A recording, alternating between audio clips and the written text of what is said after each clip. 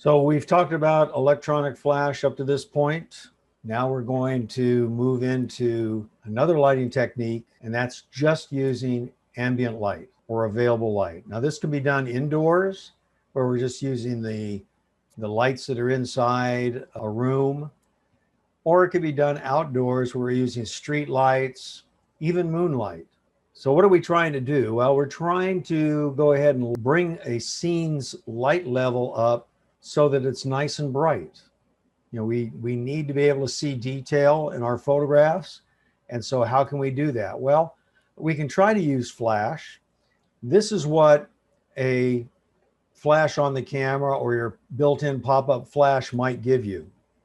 We can see that we have some brightness in the foreground, but further in the back, things are darker and darker and darker. Inverse square law of light. So how do we improve on a picture like this? Well, one way is to just forget about taking flash and take a ambient light photograph and end up with a result like this. So this is a photograph taken from the exact same location, showing the exact same thing, but now instead of relying on the flash, we're allowing the ambient light, in this case, mostly street lamps, to provide the lighting for our scene. And because the street lamps are spaced apart, now we have lighting that covers many areas. So how do we actually do this? It's actually quite simple. We just need to stop thinking about having to use flash when it's dark. If there is light about, we should still be able to get a photograph without using the flash and just using the ambient light. A good starting point would be to go ahead and use ISO 400 on your camera. Now you could choose something other than 400. The higher the number, the more sensitive your sensor is to light. So if you were in an extremely dark area, then you may be forced to go to ISO 800 or maybe even 1600. You might notice that it doubles each time. And that gives you one f-stop's worth of light each time. So if I go from 100 to 200, I'm going to gain an f-stop worth of light. And if I go from 200 to 400, I gain another stop. 400 to 800, another stop. 800 to 1600. But when you get going up high, you have drawbacks, mainly quality of your picture. And then as a starting point, I would suggest you choose your shutter speed priority mode. And then what you're going to do is just slow the shutter speed down until the camera gives you a usable f-stop. So you'll look in your viewfinder or on the back of the camera on your screen, and likely the f-stop's going to be blinking at you. You're going to get some kind of error. It may even say too dark, and it's blinking. So what you need to do is slow the shutter speed down until that blinking f-stop or that warning goes away, and you have a usable f-stop. So maybe you are at a 1/25th of a second, and you go to a 60th of a second. Then you go to a 30th of a second. It's still blinking at me. That f-stop's blinking. Well, I'm going to go to a 30th of a second. Still blinking. 15th of a second. Oh, it stopped. Now it says f 3.5 or whatever it might be. Now I can take my picture. Now you may or may not have a good result. It may be that the metering system is metering off of one of your brighter areas. Well, then you're going to have to slow it down some more and or use the exposure compensation setting. And so that's where you go to the plus and minus. Well, here, of course, you're going to need to go to the plus. Let me point out, if you're in shutter speed priority and you go to the exposure compensation, it compensates by using your f-stop. So if you're at 3.5 and that's as large as your lens will allow you to go, and you go to exposure compensation, you try to go to +1, the camera can't do it because you're already at the largest lens opening. So you'll still have to slow the shutter speed down a little more so that you can then do your exposure compensation. Here is another example. I'm at the edge of a parking lot, and this is what I get with just the flash on my camera. Now I could right here go and choose in my exposure compensation +1, and this would look better in the foreground, but the background's still going to be dark, isn't it? So what I want to do is stop thinking flash and think daylight, even though it's nighttime. I've got parking lot lamps. I've got the light coming over the horizon from shopping centers. I've got the stars, the moon, whatever might be there. So I'm going to go ahead and just do ambient light. I shut off the flash and I go ahead and choose the shutter speed priority mode, and I slow the shutter speed down until my f-stop becomes something I can use. It stops blinking at me or giving me a warning, and I finally get an f-stop the camera says will work. And then I snap a picture, and this is what I have instead.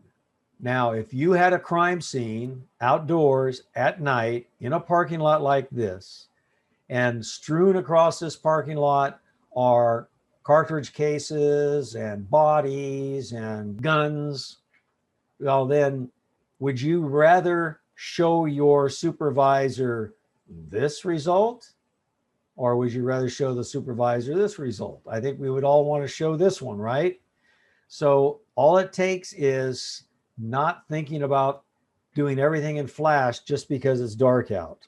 Another thing to be aware of is sometimes the coloring will not look right.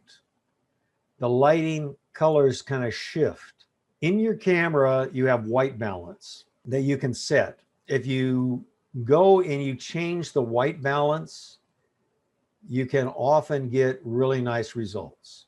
It has to do with the temperature of the light that your lights are giving you. If your camera is set for daylight, fluorescent lights will make everything look green. Tungsten lights will make things look orange. But you can go into the settings to white balance and change to your light source to tungsten, or change it to fluorescent. The other way you can handle the colors is in post-production in Photoshop. It's simple to do a slight adjustment. But these photographs, we're trying to show this large area. They don't have to be exactly perfect in color. And when you go to photograph the individual cartridge cases, you're going to have direct flash and everything will come out looking just fine. Let's have another example. So all we're seeing is a little bit of the foliage of this tree and what looks like a lamp, and then a little bit of foreground here. That's what my flash gave me. Thinking daylight, instead, I just went ahead and took the flash off the camera and exposed for the ambient light. Now, when I went to do this photograph, I was careful because we have this really bright light right here, a little bit of brightness there and there and there.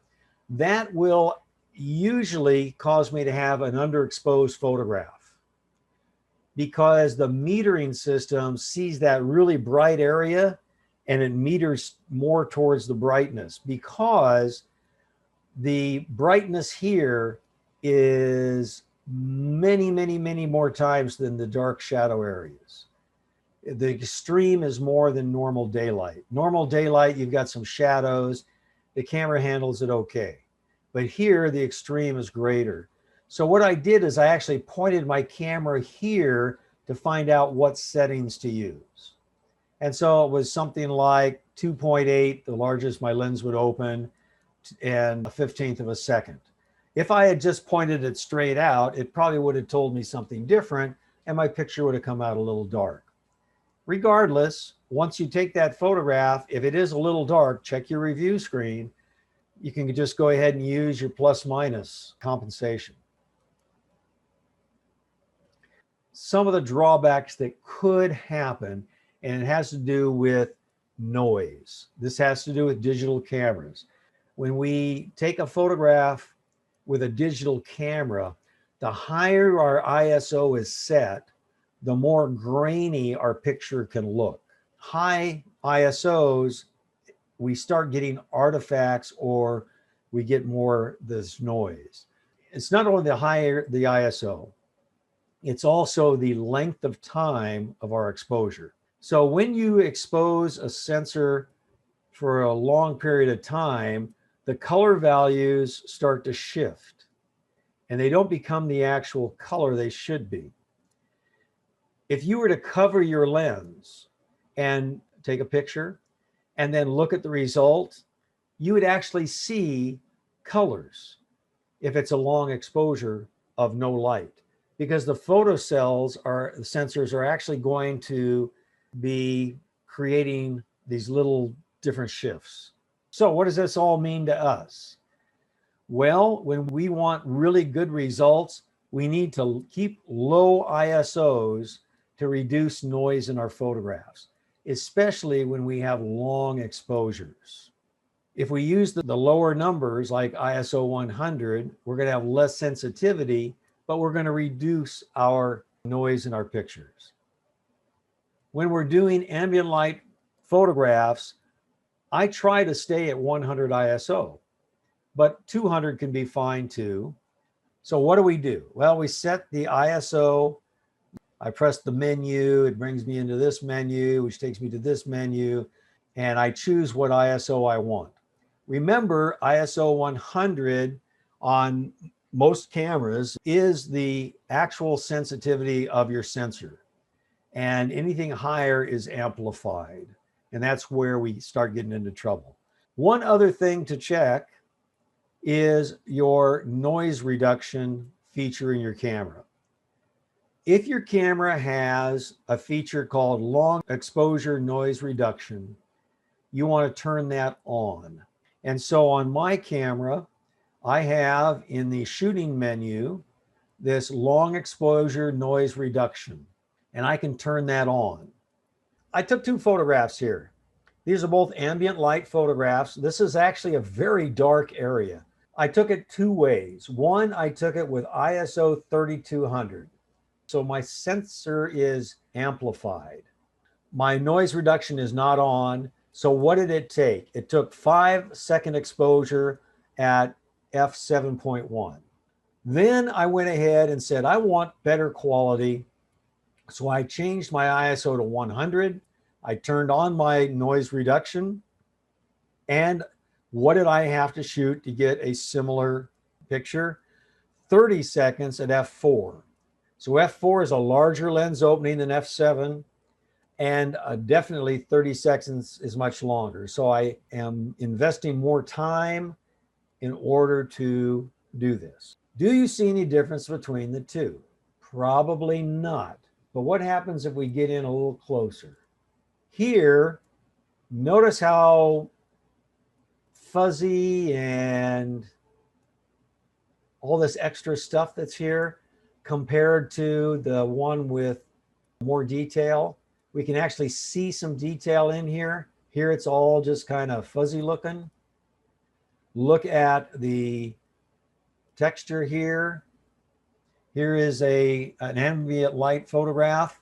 And this one's really nice because there's a lot of light coming off this building.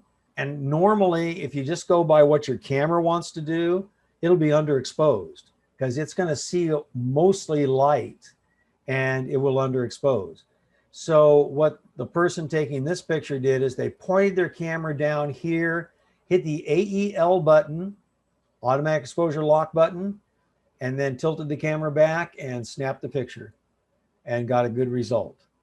If you don't do this, this is what you can end up with. Your camera zeroes in on that bright area and now everything comes out too dark.